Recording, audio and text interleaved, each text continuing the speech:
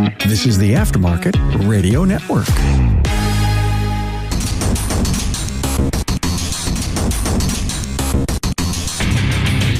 Welcome, everyone, to yet another episode of Diagnosing the Aftermarket A to Z. I'm Matt Fonslow, and today I would like to talk about unexpected financial surprises. That's right, I hit the lottery. Just kidding, I didn't hit the lottery. I got a pay raise. Just kidding, I didn't get a pay raise. In fact, this surprise has really nothing to do with increase in income and cost money. So, anyways, before I get rolling here, I would like to thank our sponsor, Napa Auto Tech Training. Napa Auto Tech offers 3-hour virtual technical classes that can be accessed from the comfort of your home. To find out what courses are available, go to napaautotech.com and click on the Napa Auto Tech class calendar link. I was sitting at work the other day and my phone rang. It was my insurance agent, and she gives me a call in a panic.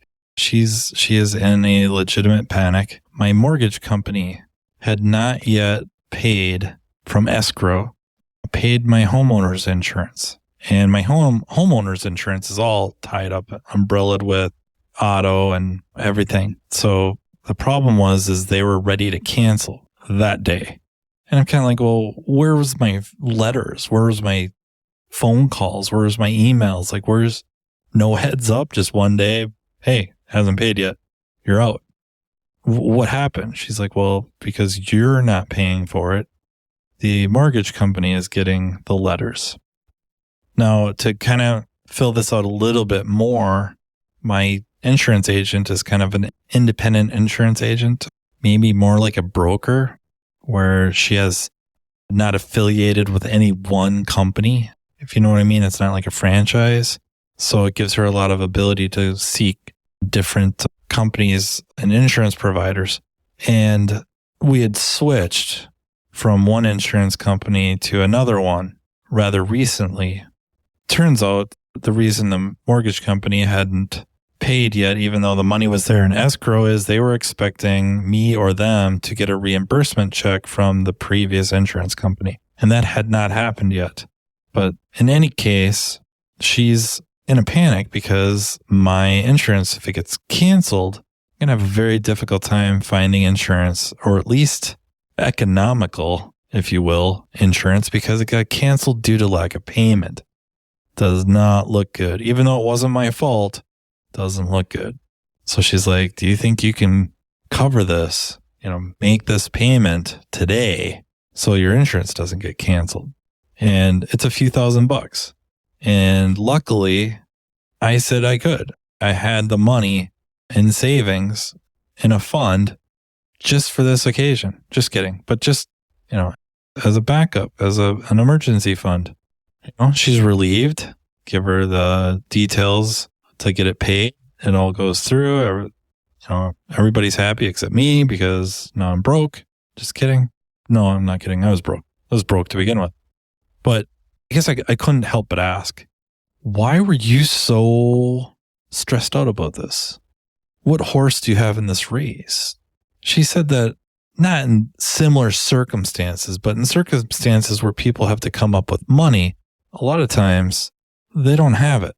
And, I live in a very small town. We weren't naming names or anything like that, but there's an area, if you will, of town that's a little more, if you would say, upscale. And I'm talking, the town has about 1,000 residents. Okay. So don't want anyone to have their imagination go running on this. But I guess you would say households that you would expect to be able to shoulder a burden. It turns out almost 60% of Americans cannot handle a $1,000 emergency. 6 out of 10 people. Think about that. 6 out of 10 don't have $1,000 either in a savings account or even clear on a credit card, which is a horrible idea. But just to give you an idea, that's insane. That is absolutely insane. So luckily I had the money, paid it, all's well. Thank you for listening. That's the episode.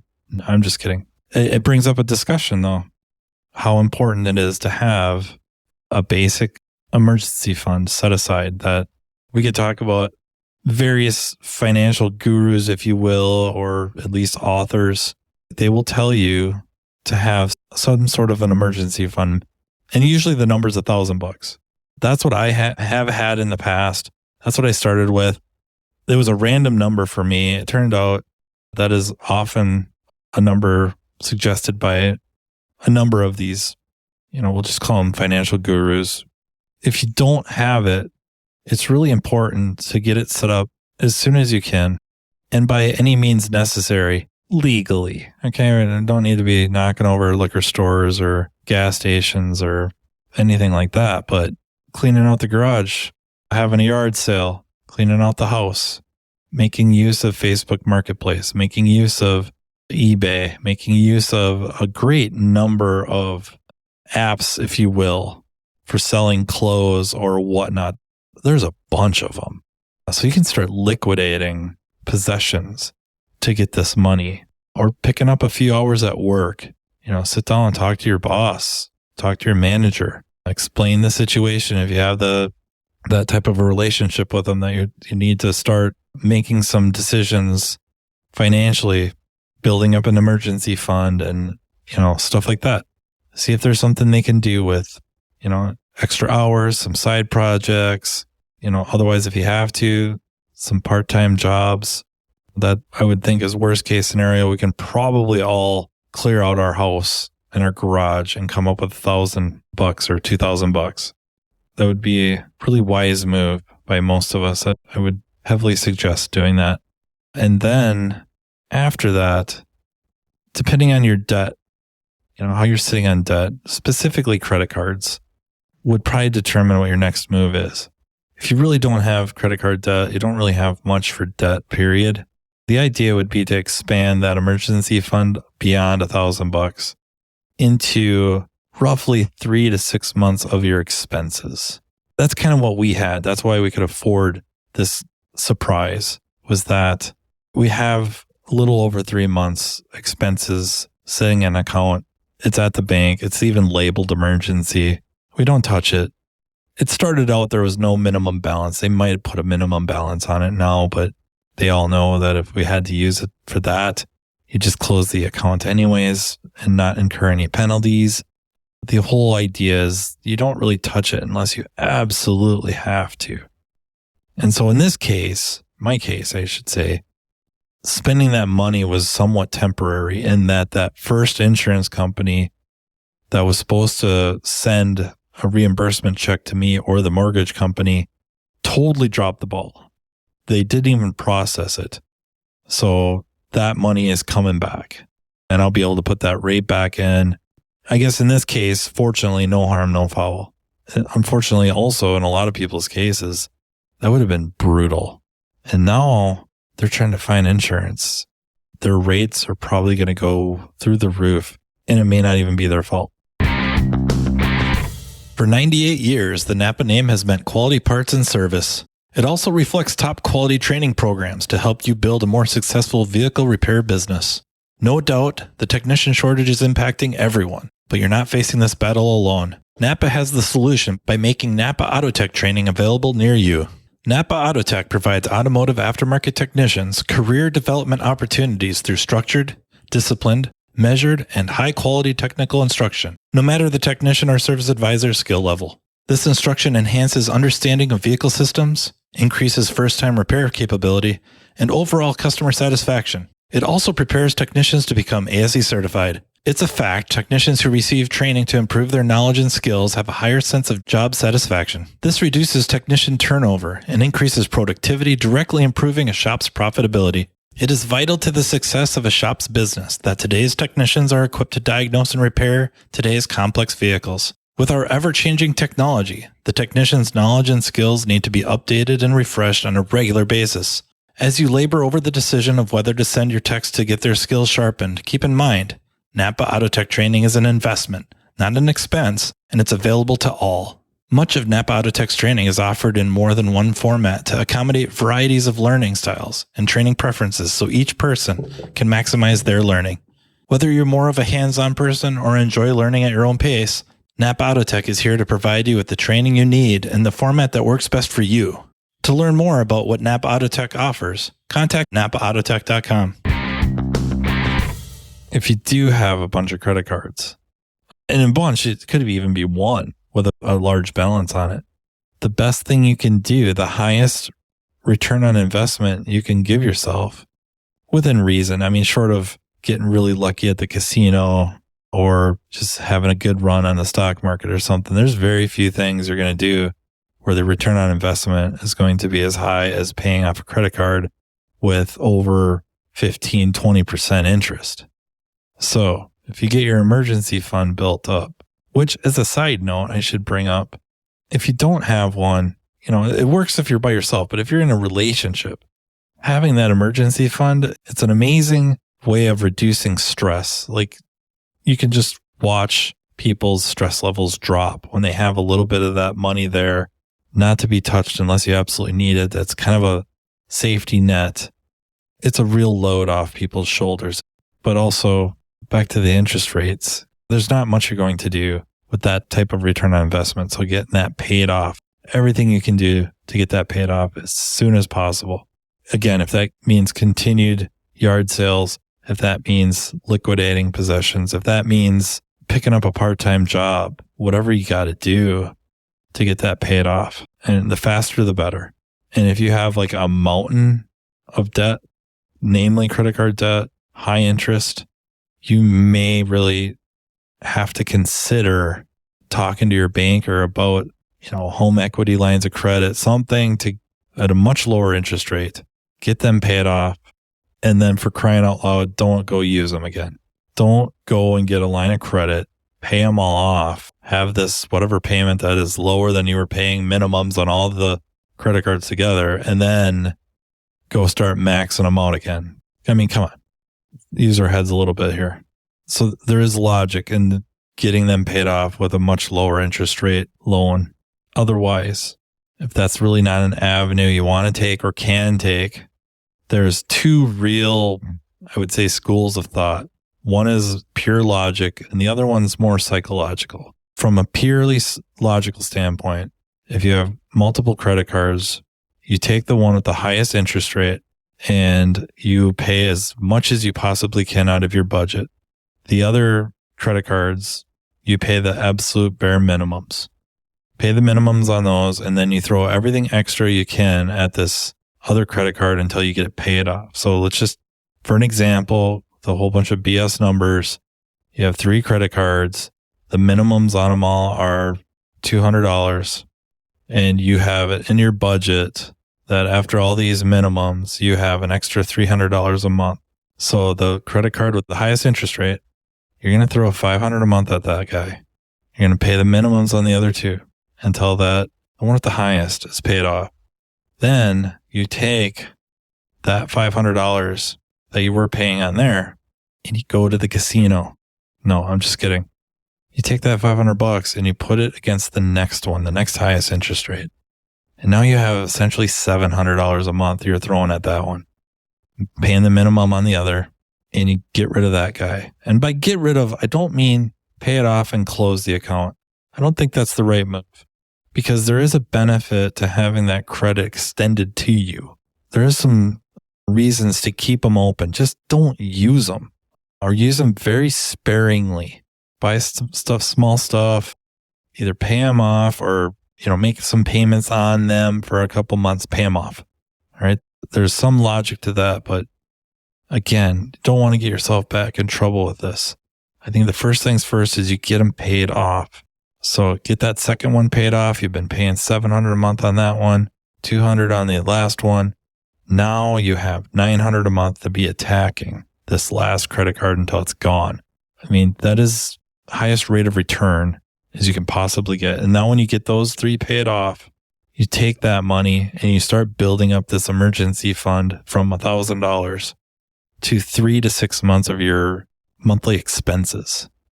All right. So if you're figure it out, your monthly expenses are $5,000 a month. You want $15,000 to $30,000 in a savings account. Easier said than done, but worth it when you have it, because what happens if one of you gets sick? What happens if you get hurt? What happens if we have another COVID-esque type situation? What if you get laid off? So many what ifs. All right. It kind of comes back to that failing the plan is planning to fail, right? Bad things happen. You're almost guaranteed to have something bad happen. It sucks to think about, but statistically, you're going to have something bad happen every so often. So you try to stack the odds in your favor. That's what it's all about. Stack the odds in your favor. How can I stack the odds in my favor? I can weather the storm. I can be as prepared as I can be for it. I think those are reasonable ways to brace for such a thing. The other school of thought, other than the, pure logic one, is more psychological. And that's where you pick the credit card with the lowest balance. Meaning you don't care so much about the interest rate because they're all high. But if you pick the one that's maybe quite a bit lower balance, just for numbers, just for BS numbers, you've got 2 credit cards that are over $5,000 balances, and then you have the one that's a couple thousand. It's amazing how your motivation can be maintained or even increased if you start paying the smaller balance one first, even if it has the lowest interest rate. It's the same theory, though. Minimum payments are still $200 a month. Your budget is $300 above that. So now you throw $500 a month at that $2,000 credit card. You have it paid off in 4 months. It's gone. And that can be really uplifting, even though it's, logically flawed. Psychologically, it can be quite powerful. And you're going to have to really look into yourself. What is going to take to motivate you to do it? And if seeing a result like that is very important to you or your significant other or the both of you, you got to do what's going to work. If that means throwing everything you have at that smaller balance credit card and getting it gone so that now you can take $700 a month and start hitting the bigger balanced ones, it's still leading to the same thing. You're going to get this stuff paid off and paying it off as fast as you can. It's going to open up a lot of things for you, allowing you to prepare for the unexpected. And it just blows my mind that if you're walking around, 6 out of 10 people wouldn't be able to do it. And I got to believe that will translate into our world as auto repair. Hopefully not. Hopefully it's slightly less, that more of us would be capable of handling it, because hopefully things are changing for the better with us, that our incomes are going up, our expendable incomes are going up via better compensation or higher compensation. More and more shops are taking on a lot of the tool financial load. So we don't have to do that. That increases our expendable income. It's just like a pay raise. So I'm hoping that's what the reality is, that our situations are improving. You can spend more than you can make. Okay. So we got to own up our end. I'm not saying everybody is properly compensated, or hopefully more and more of us are. You can get paid an awful lot of money and still spend it. You're going to have to take some personal responsibility. All right. It's not always you're getting the shaft. A lot of us, we're getting the shaft. Some of us still are getting the shaft. Some of us are shafting ourselves. Okay. You're going to have to come to terms with that. That's the reality. I know I'm a broken record, but just got to be honest. It sucks sometimes. You got to be honest with yourself. If you can do that, level with yourself, find out, okay, start cutting some of this here, and I overspent there and all this. Put yourself on the path, stacking the odds, starting to stack the odds in your favor.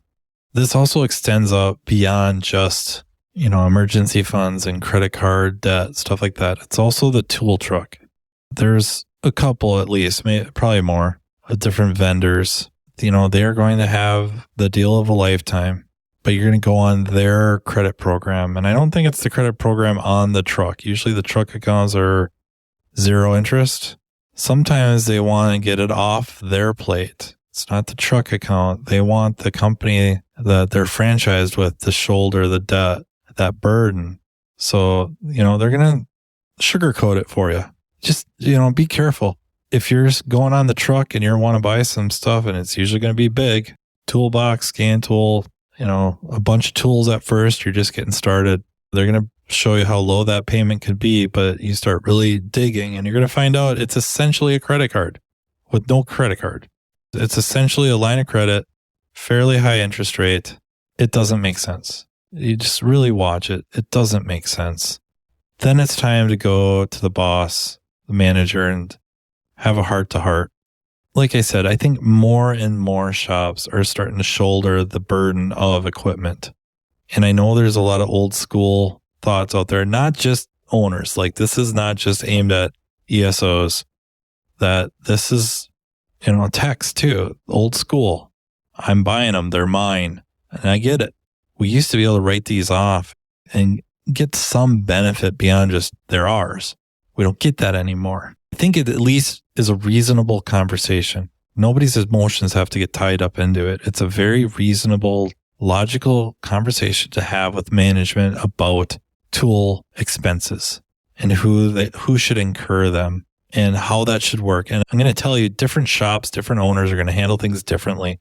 And it's worth everyone's time to do the research on who, not so much who, but how the different shop managers, shop owners handle that.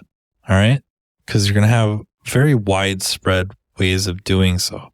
Some of it, the shop buys it all. They're the shop tools. You use the shop tools. Please respect them. And I'm good with that.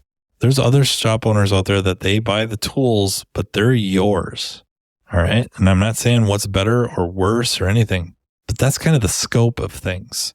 And I suppose the other end of the spectrum is, no, you buy your own tools. There's, I think, logic to have this conversation. The shop can see that because of the certain benefits of them purchasing them and taking that load, that financial load off of you, that's basically giving you a pay raise that just increased your expendable income. So kind of saying, depending on what your situation is with tools and equipment, you may want to consider having this conversation with them, with management, see where it goes. And then here's to everyone building up those emergency funds and not being in that 60%. That's what I'm hoping. All of us are not in that 60%. That's for somebody else. That will wrap up this episode. I do want to thank everyone for the well wishes. Quick update on Danielle is I would say there's some marginal improvement. She has not been using oxygen at all. The air quality is, fairly bad. It's kicking her tail quite a bit, but not on oxygen. She's been going to work the whole time. Will get winded with some activity, not even necessarily strenuous, extended walking up inclines. A couple flights of stairs will be enough to wipe her out pretty good. And by wipe out, I mean very akin to being very high altitude when you're not used to it and trying to catch your breath. Like you just feel like you can't get a good breath in. And so that's kind of what she's going through. But I would say it's improving. So I'm hoping that continues. Like I said, your guys' thoughts and well wishes and everything it means so, so very much. So I really can't thank you enough. I really can't thank you enough for listening. And I really would like to thank our sponsor, Napa Auto Tech Training. Thank you to the Aftermarket Radio Network for making this all possible. Until next time, take care. You've been listening to Matt Fonslow, diagnosing the aftermarket A to Z on the Aftermarket Radio Network. Follow Matt on your favorite listening app. He's very interested in what you have to say. Let him know what you'd like him to cover and come on the show. Matt is all for advancing the aftermarket. Find Matt Fonslow on social media and connect or on aftermarketradionetwork.com.